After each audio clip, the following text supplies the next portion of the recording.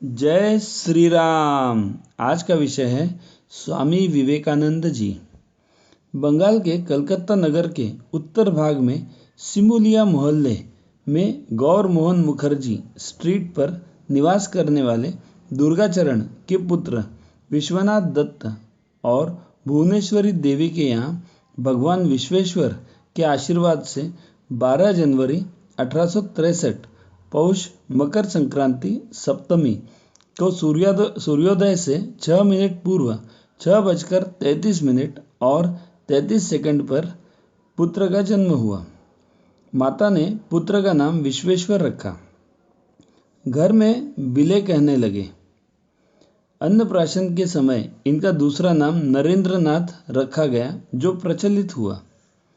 इनसे दो बड़ी बहनें भी थीं। बचपन में जब ये भारी उधम मचाते, चुप होने के लिए माता शिव शिव कहकर जब इनके ऊपर जल छोड़ती, तब वे चुप हो जाते। माता बचपन में रामायण महाभारत की कहानियाँ सुनाती। बचपन में ही वह शिव की पूजा में ध्यानस्थ हो जाते। 6 वर्ष की आयु में पढ़ने को विद्यालय भेजा। तरह तरह खेलों का आविष्कार कर वीरतापूर्ण खेल खेला करते थे। 15 वर्ष की आयु में ही पिताजी के साथ बैलगाड़ी में बैठकर रायपुर यानी छत्तीसगढ़ जाते समय 2 पर्वतों को आमने सामने देख पहली आध्यात्मिक अनुभूति में यह बाह्य ज्ञान शून्य हो गए थे। 1879 में 10वीं प्रथम श्रेणी में पास कर कलकत्ता के प्रेसिडेंसी कॉलेज में प्रवेश ले 1 वर्ष बाद मिशनरी के असेंबलीज इंस्टीट्यूशन में प्रवेश लिया। यहीं पर अंग्रेजी के प्राध्यापक हेस्टी साहब के मुख से समाधि प्राप्त करता रामकृष्ण का नाम सुना। संगीत में रुचि होने से वाद्य और स्वर संगीत दोनों ही सीखे। यहीं रहकर पाश्चात्य तर्कशास्त्र और दर्शन का अध्ययन कर ग्रीन द्वारा लिखित अंग्रेजी इतिहास को सिर्फ 3 दिन में ही पढ़ डाला। बीए की परीक्षा पास करने के बाद वह ब्रह्म समाज से जुड़ गए। पिताजी ने नरेंद्र से विवाह का अनुरोध किया। एक संयोग बना। एक धनी व्यक्ति ने नरेंद्र को विवाह कर लेने पर भारतीय राजकीय सेवा ICS की इंग्लैंड में पढ़ाई का पूरा खर्च देने का प्रस्ताव रखा, जिसे नरेंद्र ने ठुकरा दिया। ईश्वरोपलब्धि यही जीवन का लक्ष्य है मानकर ब्रह्म समाज के देवेंद्रनाथ के पास जा प्रश्न पूछा कि क्या आपने ईश्वर का दर्शन किया है। एक दिन प्रोफेसर हेस्टी ने दक्षिणेश्वर में निवासी रामकृष्ण का पता बताया। तभी श्री रामचंद्र राम बाबू ने भी ऐसा ही कहा। नवंबर 1881 में भक्त सुरेंद्रनाथ के घर, जहां इन्हें गीत गाने बुलाया गया था, रामकृष्ण से भेंट हो गई। उन्होंने दक्षिणेश्वर आने का निमंत्रण दिया। रामकृष्ण के सम्मुख दक्षिणेश्वर जा गीत गाया।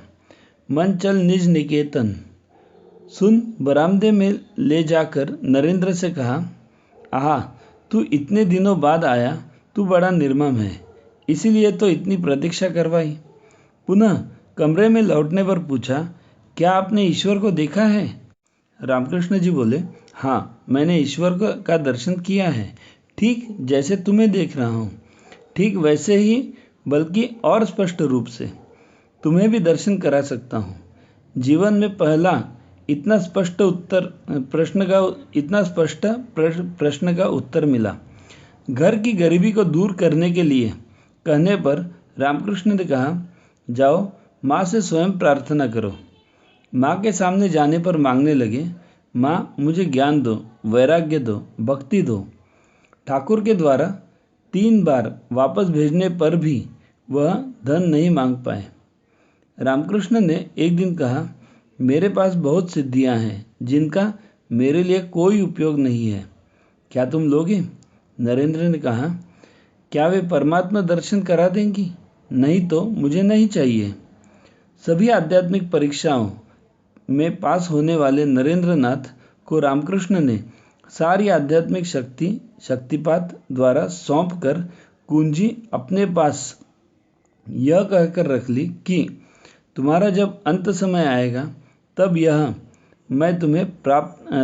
यह तुम्हें प्राप्त हो जाएगी। रामकृष्ण के चले जाने पर मठ की स्थापना कर देश भर का भ्रमण करने लगे। नरेंद्र अब सन्यासी बनकर विवेकानंद बन गए। प्रथम यात्रा काशी कर अलवर पहुँचे, जहाँ के महाराजा मंगल सिंह मूर्ति पूजा के विरोधी थे। सामने दीवार पर टंगे चित्र पर दीवान को थूकने के लिए इसलिए कहा कि यह भी मूर्ति की तरह प्राणहीन है। स्वामी ने राजा को सच्चा ज्ञान दे मूर्ति पूजा का औचित्य समझाया। जब आबू में ट्रेन से यात्रा कर रहे थे तो दो अंग्रेज अधिकारी आपस में अंग्रेजी भाषा में स्वामी जी की निंदा कर रहे थे। अगले स्टेशन पर स्वामी जी ने जब वहाँ के अधिकारी से अंग्रेजी में पानी मांगा तो उन अंग्रेज़ों ने कहा कि अभी तक चुप क्यों थे? तो स्वामी जी ने कहा, मूर्खों से मुलाकात का यह पहला अवसर नहीं है। वे छुआछूत के विरुद्ध थे। वृंदावन जाते समय जहाँ एक चमार के साथ हुक्का पिया तो पंचम के घर पानी पिया, वहीं मोची के घर अन्न का भोजन किया। उन्हीं दिनों अमेरिका के शिकागो में विश्व धर्म सम्मेलन होने वाला था। वहाँ स्वामी जी को जाना चाहिए। इसको लेकर मैसूर के राजा, खेतड़ी के महाराजा, रामनाड़ के सेतुपति ने तथा मद्रास के भक्तों का भी जाने का निवेदन मान कन्याकुमारी जा समुद्र के शिलाखंड पर तैरते हुए पहुंचकर 3 दिन ध्यान साधना कर रामकृष्ण देव का आदेश मान माँ शारदा की अनुमति ले 31 मई 1893 को मुंबई से जहाज द्वारा कोलंबो, सिंगापुर, हांगकांग, टोक्यो होते हुए शिकागो पहुँचे। 11 सितंबर 1893 को आर्ट पैलेस के वृहद हॉल, जिसमें गैलरी सहित 7,000 अमेरिकी प्रतिनिधियों से खचाखच भरा हुआ था, मंच पर रोमन कैथोलिक चर्च के सर्वोच्च अधिकारी कार्डिनल गिब्बन्स, हिंदू, जैन, बौद्ध, कन्फ्यूशियन, शिंतो, इस्लाम, पारसी आदि धर्मों के प्रतिनिधियों के बीच डॉक्टर वैराज द्वारा परिचय कराने के बाद स्वामी जी ने कहा, अमेरिकावासी बहनों और भाइयों, इस संबोधन ने ही जादू कर दिया। हजारों लोग खुशी से कुर्सी से उछलकर खड़े हो गए। पूरे 2 मिनट तक तालियां बजती रही। तदुपरांत बोले, जैसे विभिन्न नदियां भिन्न भिन्न स्रोतों से निकलकर समुद्र में मिल जाती है, उसी प्रकार हे प्रभु, भिन्न भिन्न रुचि के अनुसार विभिन्न टेढ़े मेढ़े अथवा सीधे रास्ते से जाने वाले लोग अंत में मुझ में ही आकर मिलते हैं। और दूसरी महत्व की बात यह कही गीता की, जो कोई मेरी ओर आता है, चाहे किसी भी प्रकार से हो, मैं उसको प्राप्त होता हूँ। इस महासभा में दर्जन भर व्याख्यान दिए। इसमें हिंदू धर्म पर निबंध सबसे महत्वपूर्ण था। समाचार पत्र प्रशंसा से भरे हुए थे। भाषण इतना प्रभावी हो गया कि आगे से उनका उद्बोधन सभा के अंतिम वक्ता के रूप में इसीलिए रखा जाने लगा कि जनता आखिर तक सुनने को बैठी रहे। जब रात्रि को होटल में आए तो भारतीय जनता की गरीबी का स्मरण कर फर्श पर लेटकर रोते हुए कहने लगे, माँ, मैं उस नाम और यश का क्या करूं? मेरे भारतवासी मुट्ठी भर अनाज के लिए हाहाकार कर रहे हैं और यहाँ के लोग व्यक्तिगत सुख सुविधाओं में लाखों रुपए व्यय कर रहे हैं। यूरोप के अन्य देशों की यात्रा में वे इंग्लैंड आए, जहाँ मार्गरेट नोबल यानी भगिनी निवेदिता से भेंट हुई, जो उनकी शिष्या बन गई। विश्व में रामकृष्ण और माँ जगदम्बा की इच्छा से सनातन धर्म का अटल संदेश देकर स्वामी जी 15 जनवरी 1897 को कोलंबो पहुँचे, जहाँ राजकीय सम्मान हुआ। वहाँ से रामेश्वरम में शिव के दर्शन कर आह्वान किया, निर्धन, दुर्लभ, दुर्बल एवं रुग्ण लोग में शिव उपासना करें। वहाँ के राजा भास्कर सेतुपति ने 40 फीट ऊंचा विजय स्तंभ बनवाकर शिलालेख लगवा दिया, जो आज भी है। मद्रास में स्वागत में कहा, जब तक भारत में एक भी दुखी रहेगा, मुझे मुक्ति नहीं चाहिए।